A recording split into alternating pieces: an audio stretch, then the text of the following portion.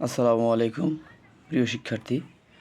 আজ আমরা শুরু করতে যাচ্ছি সপ্তম শ্রেণীর দ্বিতীয় অধ্যায়ের 2 নম্বর প্রশ্ন, অর্থাৎ ক্রমিক সমানুপাতের প্রান্তীয় রাশিগুলো দেয়া আছে। তাহলে মধ্যরাশি বা দ্বিতীয় রাশি বের করতে বলছে। অর্থাৎ একটা ক্রমিক সমানুপাতের যদি প্রান্তীয় রাশি দেয়া থাকে তাহলে মধ্যরাশি বের করো। অর্থাৎ ক্রমিক সমানুপাতের রাশি থাকে টোটাল 3টা। ক্রমিক সমানুপাতের রাশি থেকে কয়টা? 3টা। 1 নাম্বার থাকে হইল প্রথম রাশি, দ্বিতীয় রাশি আর হইল তৃতীয় রাশি। অর্থাৎ প্রান্তীয় রাশি বলতে প্রথম রাশিকে বোঝায় আর হইল তৃতীয় রাশিকে বোঝায়। তাহলে প্রান্তীয় রাশি কোনটা? প্রথম রাশি আর হইল তৃতীয় রাশি। আচ্ছা, দেখি তাহলে ক্রমিক সমানুপাতের প্রান্তীয় রাশি দেয়া আছে। আমাদের বের করতে বলেছে যে মধ্যরাশি বের করো বা দ্বিতীয় রাশি বের করো। ওকে, ফাইন। ক নাম্বার কি বলেছে দেখি আর কি। ক নাম্বার বলেছে 6 ও 24। আচ্ছা, তাহলে আমাদের 6 হইল এখানে কি? 6 হইল প্রথম রাশি।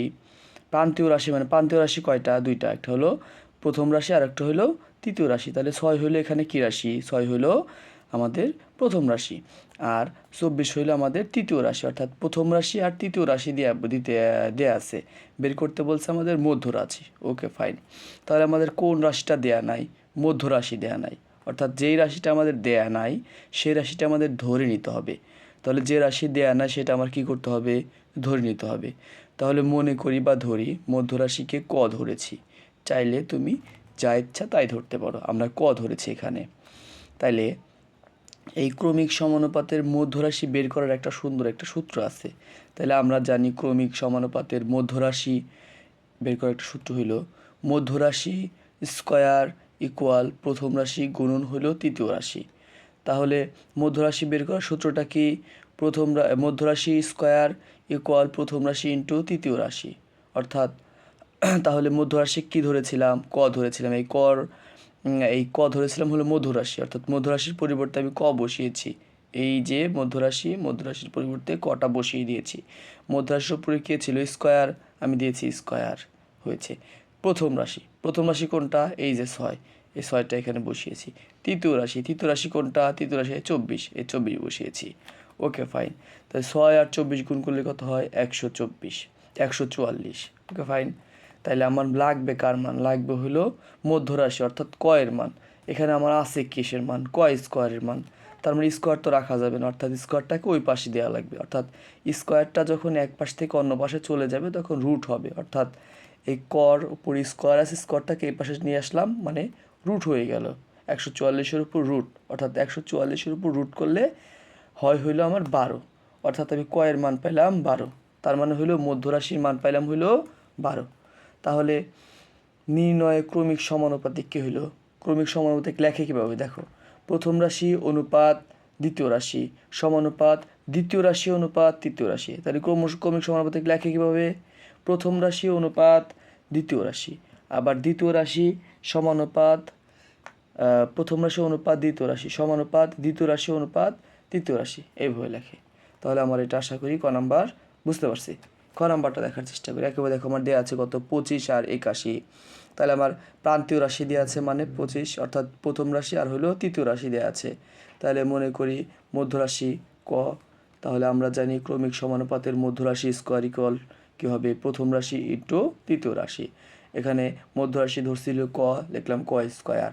প্রথম রাশি 25, অর্থাৎ এই 25-এর জায়গায় প্রথম রাশির পরিবর্তে 25 বসাইলাম। তৃতীয় রাশি 81, তৃতীয় রাশির পরিবর্তে 81 বসাইলাম। 25 আর 81 গুণ করলে হয় 2025। আর আমার লাগবে কার মান? কয়ের মান। তাহলে এই স্কোয়ারটাকে ওপাশে দিলে কী হবে? রুট হবে। তাহলে এই যে এর উপর রুট হলো। তাহলে এটাকে 2025-কে রুট করলে হয় 45। তাহলে আমি মধ্যরাশি কত পাইলাম? 45 পাইলাম। তার মানে ক্রমিক সমানুপাতিক লিখব কীভাবে? প্রথম রাশি অনুপাত দ্বিতীয় রাশি সমানুপাত দ্বিতীয় রাশি অনুপাত তৃতীয় রাশি। তাহলে আমাদের হয়ে গেল, তাই না?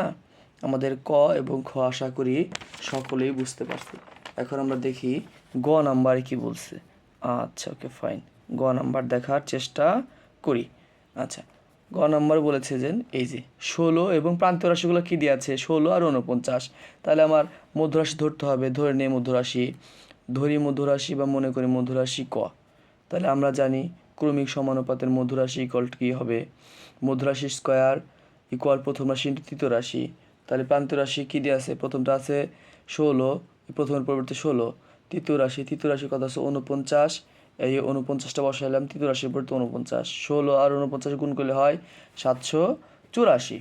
তাহলে কয় স্কোয়ার মান পাইলাম কত, 784, অর্থাৎ স্কোয়ারটাকে এই পাশ থেকে যখন ওই পাশে দেবো তখন রুট হয়ে যাবে, তাহলে এই 784কে রুট করলে হয় 28। তাহলে আমি পাইলাম কত, ক্রমিক সমানুপাত 16 অনুপাত 28 সমানুপাত 28 অনুপাত 49। তারপরে গ নাম্বারটা ইনশাআল্লাহ হয়ে গেল। এখন আমরা ঘ নাম্বারটা দেখার চেষ্টা করি। ঘ নাম্বারটা আমরা এক ভগ্ন অংশ দেখতে পাচ্ছি, তাই না? দেখি তাহলে প্রথমটা আর কোনটা দেওয়া আছে, আমার প্রথমটা আর দেওয়া আছে হইলো তৃতীয়টা। তাহলে আমার মধ্যটা ধরতে হবে, অর্থাৎ প্রান্তীয় দুইটা দেওয়া আছে, আমার মধ্য ধরতে হবে। মধ্য ধরে নিলাম, ধরি মধ্য রাশি হইল ক। তাহলে আমরা ক্রমিক সমানুপাতের সূত্র কি জানি, মধ্যরাশি হোল স্কোয়ার ইকুয়াল প্রথম রাশি ইন্টু তৃতীয় রাশি। তাহলে মধ্যরাশি ধরছিলাম হইল ক, বসাইলাম ক স্কোয়ার, অর্থাৎ মধ্যরাশির উপর স্কোয়ার ছিল। প্রথম রাশি কত ছিল, 5/7, 5/7 প্রথম রাশির পরিবর্তে বসাইলাম। তৃতীয় রাশি কত ছিল, তৃতীয় রাশি ছিল 1 সমস্ত 5/2 অংশ, 1 সমস্ত 5/2 অংশ। আমি এই তৃতীয় রাশি বসাইলাম এখানে। তাহলে আমাদের যদি এরকম মিশ্র ভগ্নাংশ থাকে, মিশ্র ভগ্নাংশটাকে আবার সাধারণ ভগ্নাংশ নিতে হবে। এখন মিশ্র ভগ্নাংশ সাধারণ ভগ্নাংশ নিব কীভাবে, নেওয়ার উপায় হলো এই যে নিচে হর আছে, হরটাকে এই সামনের পূর্ণ সংখ্যা দ্বারা গুণ করতে হবে। হর কত আছে 5, সামনের পূর্ণ সংখ্যা কত আছে 1, 5 একে 5। তাহলে গুণ করে যেই ফলাফলটা হবে তার সাথে লব গুণ যোগ করতে হবে। তাহলে 5 একে 5 আর 2 হলো 7। তাহলে এই যে তার 7 বসালাম লবে, নিচে 5 আছে 5। তার নিয়মটা কি, হরের সাথে পূর্ণ সংখ্যা গুণ, 5 একে 5 গুণ করে যে ফল হবে লবের সাথে গুণ যোগ। তাহলে 5 আর 2 হলো 7, তাহলে নিচে হলো 5। তার মানে ঘটনাটা হলো কি, আমরা সাধারণ ভগ্নাংশ নিয়ে শেষ। এখন আমরা কি করব দেখি, এই যে আমাদের 7 উপরে, এই নিচেও আমাদের 7 কাটা গেল, তাহলে 7 একে 7, এই যে 5 নিচে, এই যে উপরেও 5, তাহলে 5 একে 5, তাহলে 5 একে 5 7 একে 7 কাটাকাটি যা টোটাল রইল কত, তাহলে 1। তাহলে আমার লাগবে কর মান, স্কোয়ারটা পাশে দিলাম, 1-এর উপর রুট হইলো, মানে 1-এর উপর রুট হইলো, তাহলে 1-এর উপর রুট করলে হলো 1। তাহলে আমি মধ্যরাশি কত পাইলাম 1। তার মানে সমানুপাত আমি কি লিখতে পারি, সমানুপাত আমি লিখতে পারি না যে নির্ণয় ক্রমিক সমানুপাত, প্রথম রাশি এই যেটা ছিল 5/7 অনুপাত দ্বিতীয় রাশি বের করছি হলো 1 সমানুপাত দ্বিতীয় রাশি 1 অনুপাত তৃতীয় রাশি এইটা বসেছি। তুমি এটার পরিবর্তে আমরা চাইলেই এই যে 7/5 বসাইতে পারি, আর এরকম হইলেও কোনো সমস্যা নাই। আশা করি আমরা এটা বুঝতে পারছি। Okay fine. এখন আমরা পরবর্তী অঙ্কটা অর্থাৎ সর্বশেষ 15 নম্বর অঙ্কটা দেখার চেষ্টা করি, দেখি কি বলছে।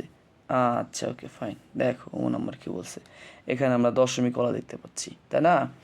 এখানে আছে দেখো 1.5 মানে 1.5 আর হলো 13.5, এই দুটো প্রান্তীয় রাশি। তার মানে এটা হলো প্রথম রাশি, এটা হলো কী রাশি, প্রথম রাশি।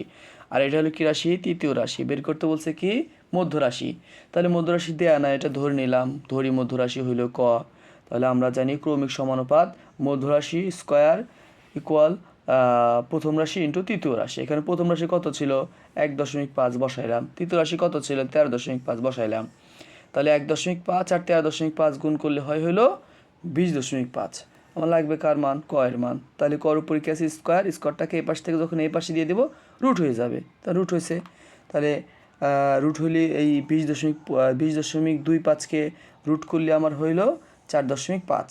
তাহলে আমি কয়ের মান পাইলাম, মানে কি মধ্যরাশি পাইলাম।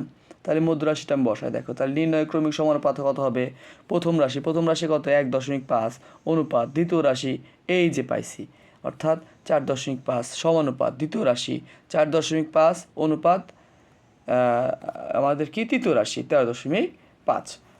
এই তো আমাদের দ্বিতীয় অধ্যায়ের আমাদের অঙ্কগুলো শেষ হইল বোধ হয়। দ্বিতীয় অধ্যায়ের 2 নম্বর অঙ্ক সবগুলো ক থেকে নিয়ে 9 নম্বর পর্যন্ত শেষ করলাম। আশা করি সকলেই বুঝতে পারছো। আর আমাদের সাথে থাকতে আমাদের এই চ্যানেলটি সাবস্ক্রাইব করে সাথে থাকবেন ইনশাআল্লাহ। খোদা হাফেজ, আগামী ক্লাসে দেখা হবে।